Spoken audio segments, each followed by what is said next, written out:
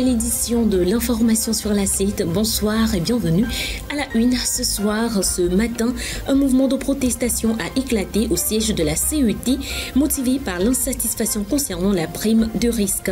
Les responsables de l'entreprise affirment que les conditions actuelles rendent difficile la satisfaction immédiate des demandes du personnel. On y revient. Au Togo, une tendance à la hausse des prix a été observée au cours des 2 dernières années. Néanmoins, pour l'année 2024, les projections suggèrent une décélération de l'inflation. À l'international, malgré les assauts répétés des gangs haïtiens contre les sites gouvernementaux, une attaque contre la Banque centrale a été déjouée. Plusieurs des assaillants ont été tués au cours de l'assaut.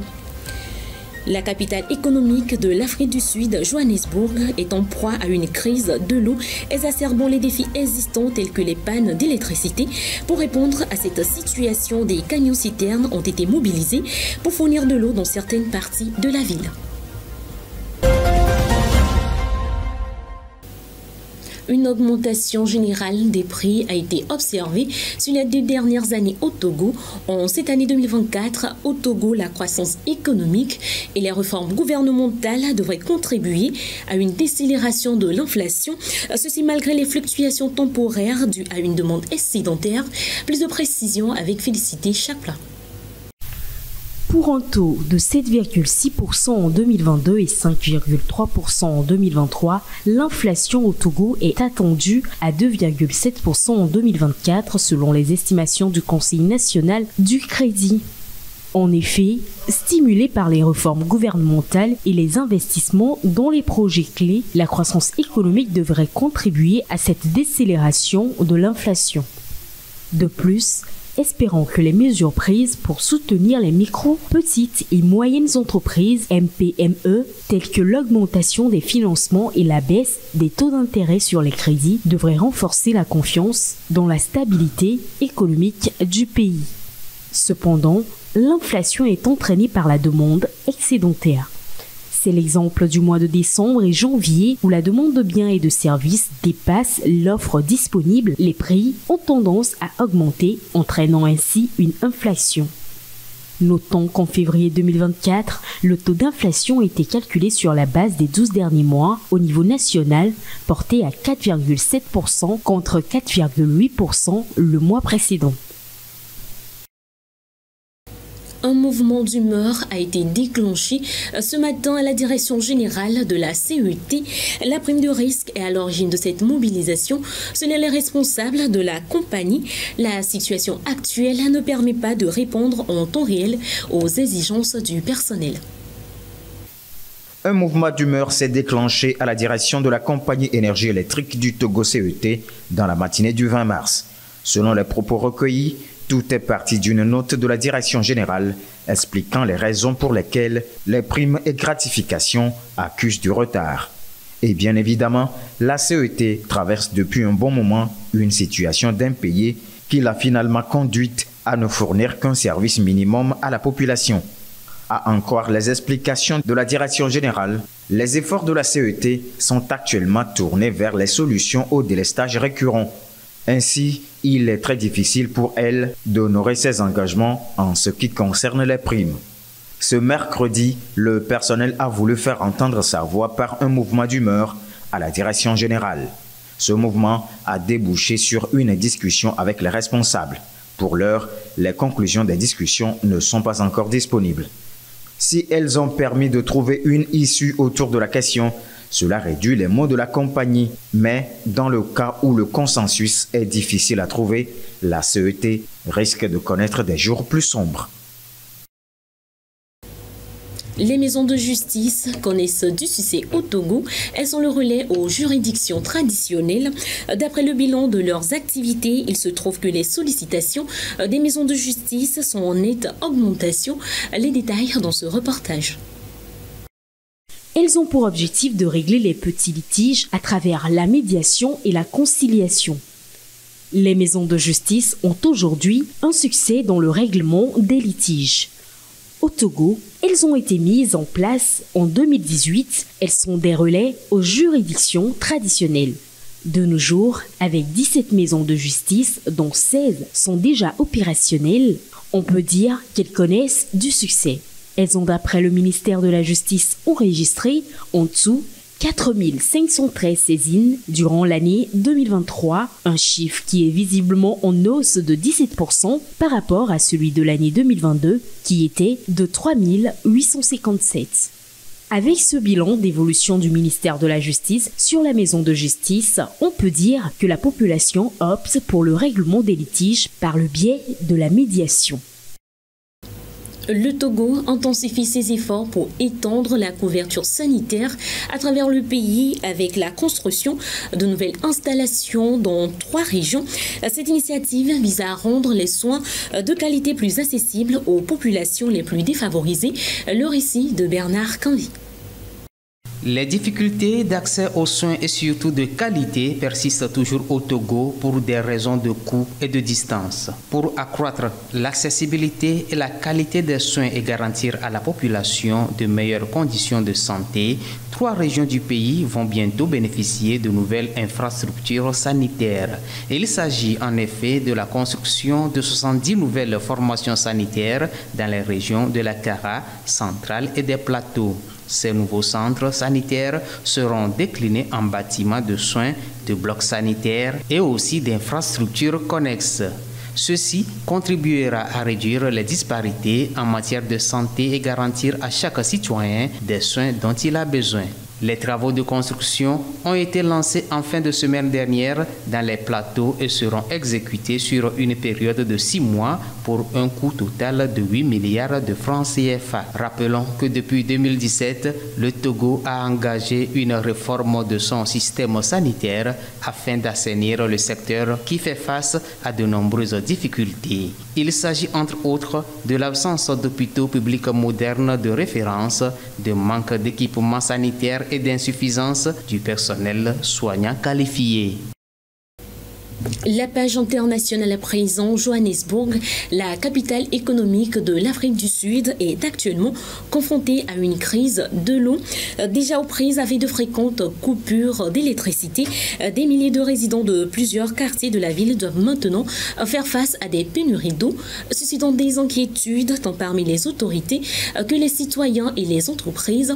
Face à cette situation, les camions-citernes ont été envoyés dans certaines zones pour fournir de l'eau. Reportage. Cette fois, les travaux en cours ne concernent pas les coupures d'électricité à Johannesburg. Le cycle de l'eau subit régulièrement des arrêts intempestifs dans le pays, au point que des quartiers entiers subissent des pénuries dans le pays le plus industrialisé d'Afrique. Nous n'avons plus d'eau depuis une semaine environ. J'aimerais que le gouvernement local prenne les choses un peu plus au sérieux et fasse attention.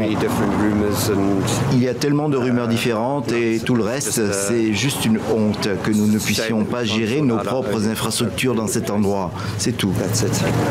Pour une partie de la population, les infrastructures sont vieillissantes et cassent. Alors la solution, ce sont ces camions-citernes et des récipients pour venir faire sa cargaison. Cette femme a eu du mal à se fournir. Cela fait 11 jours que je n'ai pas pris de bain, de douche ou même fait de toilette. Et c'est le 2e jour que je trouve un camion-citerne. Au moins, maintenant, je peux donner de l'eau à mon chien. Il y a peut-être assez d'eau pour faire la vaisselle. Je ne peux pas laver mon linge. Je pourrais peut-être prendre un bain dans un seau un peu plus tard. Entre les coupures d'électricité et ces problèmes récurrents d'accès à l'eau, les Sud-Africains sont touchés sur des besoins primaires. À quelques semaines des élections générales, ces sujets primordiaux feront réfléchir les habitants au moment de mettre le bulletin dans l'urne. Les opérations de maintien de la paix des Nations Unies aident les pays touchés par les conflits de créer les conditions de retour à la paix. Des 11 opérations de maintien de paix de l'ONU à travers le monde, 5 se déroulent en Afrique. Le point sur ces missions dans ce qui suit. Ce matin du 16 juin, au Conseil de sécurité des Nations Unies, la réunion porte sur la situation sécuritaire au Mali et sur la MINUSMA, la mission onusienne dans le pays. Le ministre malien des Affaires étrangères prend la parole. La MINUSMA semble devenir partie du problème en alimentant les tensions communautaires exacerbées par des allégations d'une extrême gravité. Et le coup près tombe. Le gouvernement du Mali demande le retrait sans délai de la MINUSMA. La décision est irrévocable, car les missions de maintien de la paix ne sont possibles qu'avec l'accord du pays concerné. Dans la foulée, la MINUSMA élabore un plan de retrait pour ses bases installées jusque dans le nord du pays. Retrait rapide. Fin décembre 2023, le secrétaire général de l'ONU acte la fin de la mission après 10 ans d'existence. La MINUSMA a mobilisé jusqu'à 15 000 personnes pour un budget de $1,2 milliard par an. Mais en cette année 2023, les Nations Unies auront dû affronter un autre camouflet. Maintes fois demandé par les gouvernements successifs de la République démocratique du Congo, c'est la MONUSCO qui va devoir partir. Presque une institution dans le pays, ces 14 000 casques bleus étaient présents depuis 25 ans. Mais malgré un budget de $1 milliard par an, la MONUSCO n'a jamais réussi à mettre fin à la guerre qui sévit dans l'est du pays. En novembre dernier, un plan de retrait est signé. Il devrait s'étaler tout au long de 2024. Au Congo comme au Mali, c'est un procès en inutilité ou impuissance qui a été fait aux missions de l'ONU. Celles-ci ont dû souvent affronter l'hostilité de la population qu'elles étaient censées protéger. Et ce fut le cas aussi en Centrafrique, en particulier dans les années 2020-2021. La MINUSCA, présente dans le pays depuis 2014 avec près de 18 000 personnes, a pourtant survécu à ces critiques. Son mandat a été renouvelé en novembre 2023. L'ambassadrice américaine aux Nations Unies et l'ambassadeur du Maroc ont présenté une résolution sur l'intelligence artificielle visant à étendre ses avantages à tous les niveaux de développement et à promouvoir ces systèmes d'IA sûrs et dignes de confiance pour relever les défis mondiaux. Au siège des Nations Unies à New York, l'ambassadrice américaine Linda Thomas-Greenfield et son homologue marocain Omar Hilal ont présenté jeudi à la presse internationale la première résolution onusienne sur l'intelligence artificielle. Alors que les technologies de l'intelligence artificielle se développent rapidement, il y a un besoin urgent et des opportunités uniques pour les États membres de saisir ce moment critique pour une action collective. Nous continuerons à collaborer avec toutes les parties prenantes de ce processus, y compris les membres du secteur privé, la communauté technique, la société civile et les universitaires. Nous sommes fiers de rejoindre la déclaration conjointe sur ce sujet très important. En effet, comme l'a souligné à juste titre l'ambassadrice américaine, le potentiel de l'intelligence artificielle pour accélérer le développement est énorme. Il est néanmoins important de prendre conscience de l'utilisation de cette technologie qui peut être malveillante et avoir des conséquences très graves pour la paix mondiale, la sécurité et le développement. Cette résolution vise à étendre les bénéfices révolutionnaires de l'IA à l'échelle mondiale et fera l'objet d'un vote le 21 mars prochain. Les gangs haïtiens poursuivent leurs attaques contre les principaux sites publics du pays.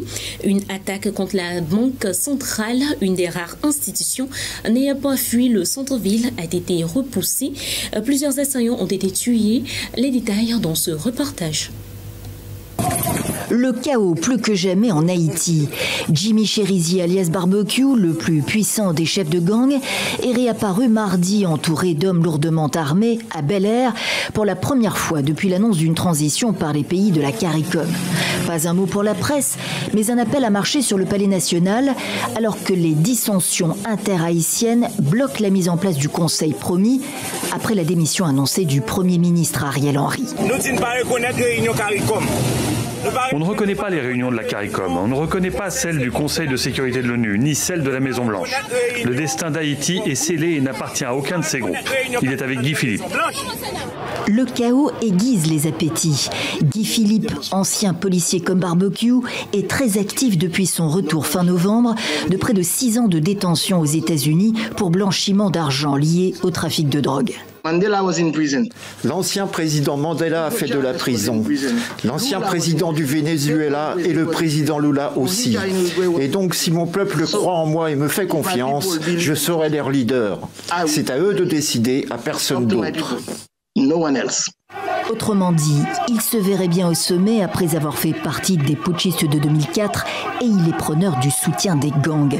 Lui, c'est Ezekiel, récemment évadé de prison. Il cherche à reprendre contrôle du quartier de Carrefour-Feuille. Je suis triste quand je vois les dégâts ici, les vieux et les enfants, et quand je vois comment l'hôpital principal a été détruit. Je suis là pour aider les gens à rentrer chez eux. Ce n'est pas facile à faire en un jour, mais avec le soutien des gens, je ferai ce que je peux. Mardi, la Banque centrale d'Haïti a été attaquée. Plusieurs assaillants tués par la police selon une source interne à l'établissement. Dans Port-au-Prince, tenu à 80% par les gangs, les quartiers aisés n'échappent pas à la violence. Plus d'une douzaine de personnes retrouvées mortes à Pétionville lundi. C'est ainsi que s'achève cette édition. Merci à vous de l'avoir suivi. Nos programmes se poursuivent sur la site La Télé plus proche de vous.